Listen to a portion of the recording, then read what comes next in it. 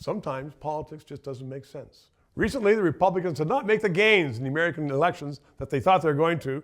And the guy who was pushing that then goes on and says, well, I'm going to run for president. The orange face, I don't know about him, but John Capobianco, while he's usually here on Canadian politics, follows politics in the States. He joins me right now. Let me put this to you. It seems that the Republican Party is splintering because Trump still has a lot of his followers. Well, and I think Trump himself is quite a polarizing figure within the Republican Party and within American politics in general. But it's interesting to see what happened after the results. The pundits and the pollsters were saying there was going to be this red wave, and the Republicans are going to take over the Senate, take over the Congress, and as we've seen, it didn't happen. Right? They did take over Congress. I think they're leading by a few seats in Congress, but they've lost at least control of the Senate. And now you've got the president who's come back and basically said that he's going to run for president again because it's about his campaign or the campaign of us. And I think he wants to kind of come back and sort of redo what he did 4 years ago, but also what Biden undid for him. Does that mean then we're still going to have, I guess, these journalists saying, oh, it's populism?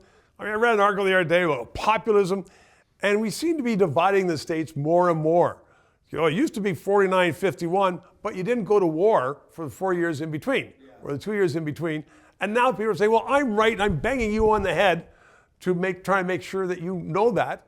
That doesn't work. Well, I think there's no accommodation anymore, but we still have accommodation in Canada, don't we? Yeah, we do, absolutely. And luckily, our politics is nowhere near the politics of the U.S. And our leaders are nowhere near the leadership of some of the U.S. that we've seen over the course of the last little while. But I think what's going to be important here is that the Republicans this time around, when they do their primary, and Trump is obviously the first one out of the gates, but you've got Florida Governor Ron DeSantis, you've got other folks that are going to probably come into the picture and actually going to put on a race that wasn't the case 8 years ago when Trump first ran, because now they're going to run against his record. There's also the January 6th commission that really besmirched and tainted Trump. All that's going to come out in the primary. And I think Americans in general, Stephen, are going to look at this and say, yeah, you know what, he did some good things maybe when he was president, but he did some very bad things. And do we want to go back to that level of government again for the next 4 years? So Trump is out, but then are we going to have a presidential campaign and a debate about